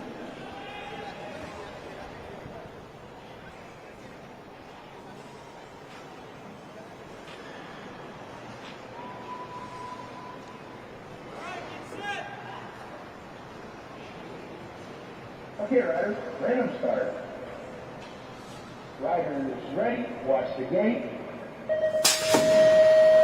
Men Elite, the final is go. Isaac Kennedy got a great start. Is he going to be able to move across on Nick Kimman as they get to turn number 1? No, Kimman takes the whole shot. The Olympic champion is out in front. Kennedy's in there in 2 as they go down that second string. Bouty, the series leader, in 3. Cameron Woods on the inside, looking for a 4th spot, battling with Marquardt as they go into the turn. Ramirez making his trademark moves. Here comes Isaac Kennedy on Nick Kimman into the final corner.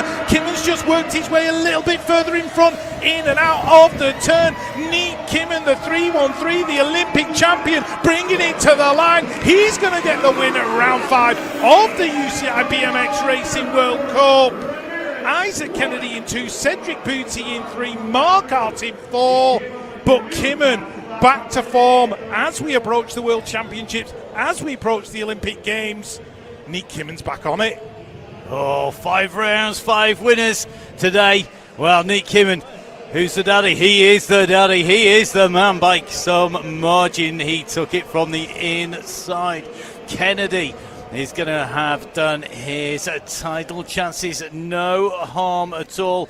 He was sitting in 4th place coming into these finals in the series overall. That kick off the line was good, but Kimmen wound it all the way down here. It wasn't the fastest out of the gate, but boy, did he get that whole shot. No, Kennedy got a better start, but Neat just wound it up down the inside, like you said, Matt, and he was flying as they came out of that first turn. Kennedy was looking good in 2. Booty was in there in 3. Marquardt in 4. Darnand was trying to work his way in. Cameron Wood was on the inside, and Kimmen just back to his imperious best as they came in and out of that final corner. He's just announced he's going to be a father for the first time. Maybe it's new motivation for the Dutch rider, and he's got it just at the right time. As we approach the World Championships, Neat Kimmen, he is the winner here in Tulsa. Well, Cedric Booty taking 3rd place there, the series leader, adding to his points tally. He's going to take away 3rd place for the Swiss team. Will that wagon keep on rolling? Will we see it come adrift? Will it get stuck in the sands of the Great Dust Bowl? The Great Plains just on the side of Oklahoma. However, today he was up there. Can you repeat that? Booty and Marquardt, 3rd and 4th respectively, but above them you've got Isaac Kennedy of Australia. Neat Kimmen, though, our race winner for the Netherlands. Let's hear from our race winner now. Nick, congratulations. World Cup win number 14. An incredible day of fastest laps, but when it counted, you did get another fast lap in that main event. How good does it feel to be back here in the top of the podium? Oh man, it feels amazing. The last time I won a World Cup was 2022. And you know, it's funny. I saw online like Nick can only win from lane 8. His starts suck. He's washed up. So this one feels good.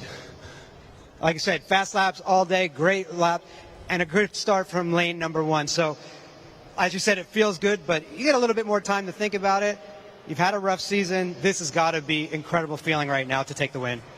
Yeah, for sure. It feels amazing. And, you know, my girlfriend's here watching. She's pregnant. So, it's the first time. The first time I won while she was watching. So, that's amazing. And in your native language, Dutch, just give us the same answer on how good it feels to win the World Cup here. Ja, dit is echt super. Ik heb sinds de Spelen van Tokio maar 1 wereldbeker gewonnen. Dus dat het nu wel lukt. En helemaal op een baan waar we normaal niet eens per se zou liggen. Dus ja, ik ben er wel heel erg blij mee. Congratulations on the win. Thank you very much, Pete.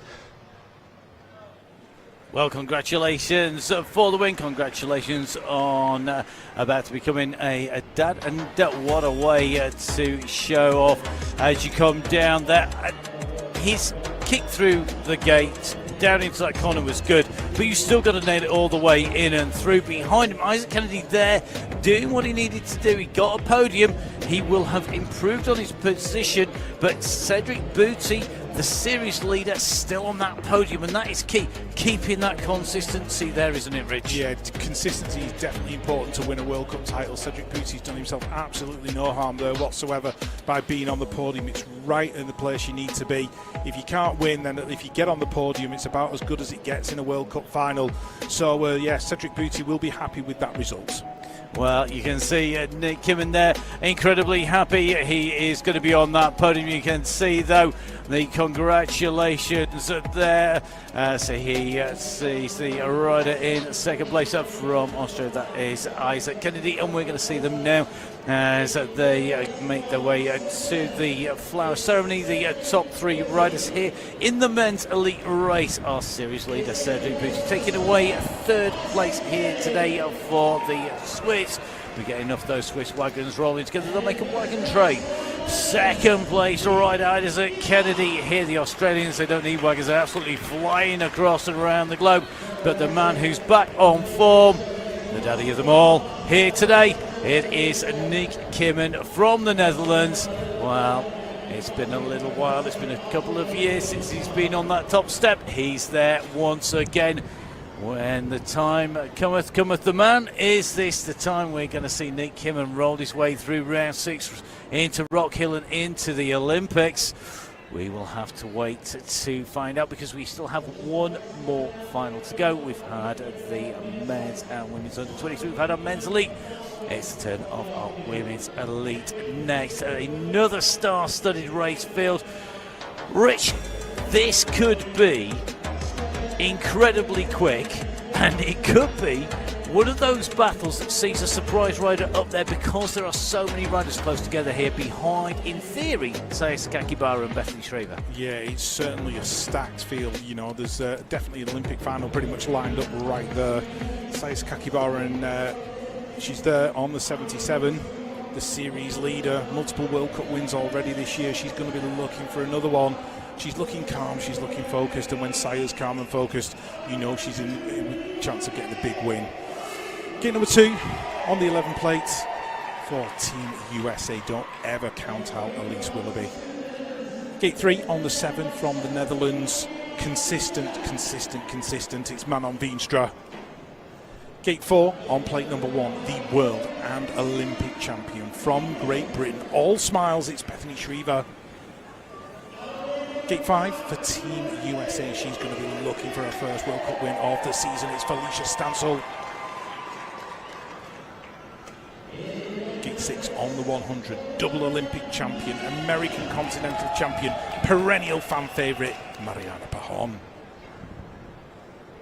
Gate 7 on the 94 from Switzerland, it's Nadine Eberhardt. And gate number 8 on the outside for Australia, perennial name maker, fan favourite, always fast, it's Lauren Reynolds.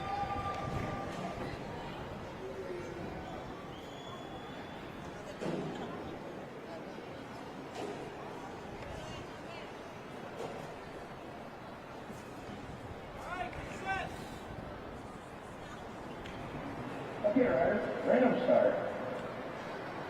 Rider is ready, watch the gate. As the gate drops here on the Women Elite Final, round 5 of the UCI BMX Racing World Cup, heading towards that first turn. Sakakibara, Shriver, Elise Willoughby's in there as well inside the top 4. Manon Veenstra in as that second spot as they head down towards the second corner. Veenstra holding off Willoughby at the moment. Where is Bethany Shriver? She's back there in about 6 or 7 at the moment. Looks like her lap is over, but Saya Sakakibara, the World Cup Series leader from Australia, into the final corner. And we talked about the consistency of Manon Valentino. She's going to make it pay with another podium. Elise Willoughby looking like she's going to round out the top 3. Saya Sakakibara takes the win. Veenstra in 2, Willoughby in 3. A career best for Nadine Eberhardt in 4. Mariana Pajon rounds out the top 5. Reynolds and Stansel, but I'd be interested to see what happens to Bethany Shriver. But there's no stopping Saya Sakakibara.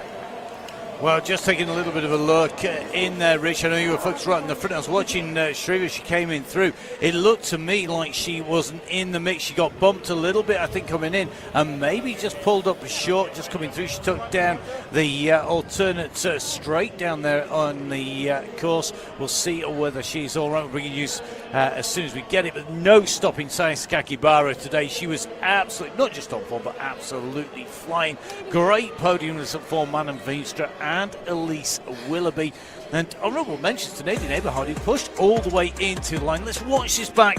Saya Sakakibara, though, from the gun, really looked like this was hers. Yeah, she certainly did. She had Elise Willoughby right next to her. Elise is known for a blistering start.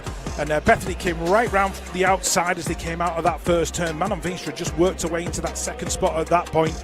And we didn't quite catch what happened to Bethany. I'm sure she'll be back in round 6 and trying all over again. Meanwhile, they came out the final turn. Saya Sakakibara leading this World Cup final out, leading the World Cup Series. She's certainly the rider to beat. Absolutely flying away down here. So she takes the win. That now makes it 3 wins out of 5. It means she'll extend her lead at the top of the standings. And with Zoe Clayton's not here for round 5, she won't be here for round 6 either. Manon Veenstra is the rider who should be moving up into that second place position, particularly with that result from Shriver. In fact, Elise Willoughby could well jump over the top as well. Let's get those results confirmed first of all. It is Saya Sakakibara who takes the win, the only rider ahead underneath 38 seconds. I think it's time to hear from our riders now. Down an interview. So yeah, welcome back to the top of the podium. Another win, your 9th World Cup win to date. How incredible does it feel to win here in Tulsa? It feels absolutely incredible. Came into this week with the red plane and really wanted to get that World Cup title win. On Tuesday, I actually had a stack on this track, and it really set me back mentally a little bit. I was really hesitant on the track. Didn't want to crash again, obviously, but I think as Friday came along, I did a really good training session.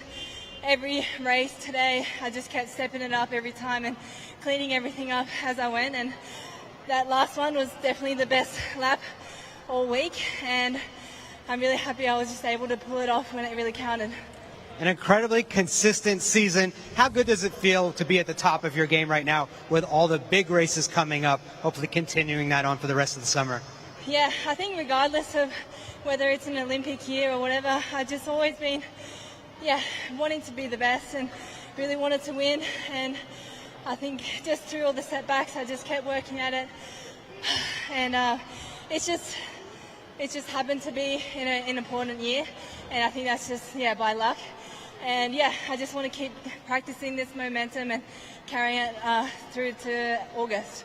Well, congratulations on being the best and taking another victory here on the World Cup Tour. Thank you so much. Absolutely love listening to Saya Sakakibara talking so coherently, so smart and so analytical as well. Immediately after racing a final of a World Cup, to be so with it and to be able to explain to us exactly what she's been through is brilliant, and it just shows just how smart and cookie she really is there. It's not just about speed, it's not just about snap, it's not just about kick, it's also about being able to analyse, to reset, and to get that mind in the right place. She calls it luck. I don't believe it's you. No, I don't believe it at all. I'm quite impressed that, she admitted that she'd not had a best start to the week with that crash that she had in practice, but she's managed to bring it right around and pick up another World Cup win. Well, we'll be seeing her centre stage shortly, but it is time for the first American rider to make the way on to a podium in rounds 5, maybe in rounds 5 and 6, because it is Elisa Willoughby who takes away third place for the United States. Manon Veenstra, again, another podium. It is only a matter of time before she takes centre stage, but she has to beat Saya Sakakibara, the Australian, ahead of the rider from the Netherlands and the rider from the United States of America. Saya Sakakibara, Manon Veenstra and Elisa Willoughby, your 1, 2, 3 for Australia, the Netherlands and the United States of America, respectively, in our women's elite finals. So we have had 3 Australian winners in Rufus, in Callum and in Sakakibara here in Tulsa in round number 5. We have one more round of the World Cup to go. Then we move on to the World Championships, then on to the Olympics. Saya Sakakibara has said she wants to keep rolling till August, and realistically there's only one thing happening in August. It's the Olympics. Let's see how she can continue to move through to that point.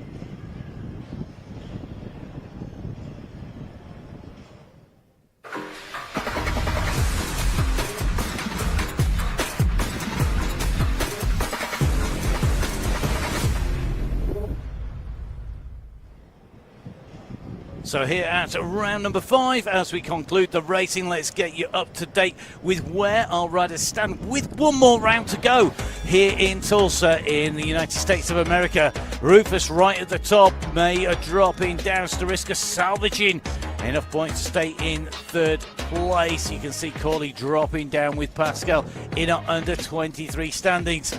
Rufus is in prime spot. Can Australia hold on to the top 2 places? May's got to pick herself back up once again. 165 points for the win in the under 23 women's competition. That is going to be critical when you come into those standings. It's not insurmountable, but it is heading that way. When we move from our women's under 23 to our men's under 23, well, Oliver Moran is still holding on to the top spot from Bennett Greenhoff. Joshua Jolly, really the man to profit from all of the carnage here today, as pretty much everybody got shook up, including Jordan Callum, who moved up in and through. And as you can see, as we move down those standings, it's still close as we make our way all the way down through to the bottom of the top 16.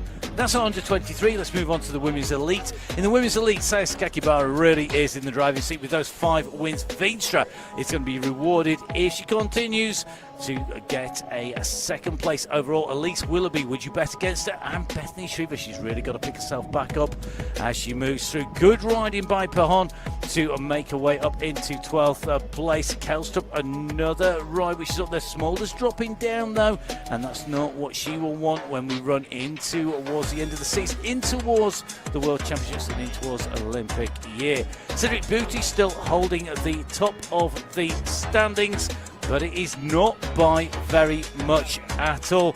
Kennedy in second, Dode not in third, and that leaves the way open for potentially Marcotte and Kimmen. So these riders are making their way in through to round number 6. These are the rest of the top 16. The full rankings at uci.org. Make sure you jump on there. Rich, we've had fantastic racing here today. These are your fastest laps. When we talk about a piece of history, this is definitely a bit of heritage for us. Kimmen, the only rider sub 35 seconds there. Very quick time. Yeah, certainly a quick time from Nick Kimmen, and great to see him post that one in the final. So we are going to be heading out from here. We're going to be back again though for round number 6. It's always a pleasure putting words to the action for the BMX Racing World Cup. Please do catch up with me. It's at Matt Fixerpaint on social media. Rich, where can we catch you? Yeah, at BMX Commentator on Instagram. So do catch up with us, do catch up with the BMX Racing World Cup. We'll be back with round 6. But from everybody here, enjoy your time between this and the next round. Stay safe. Goodbye.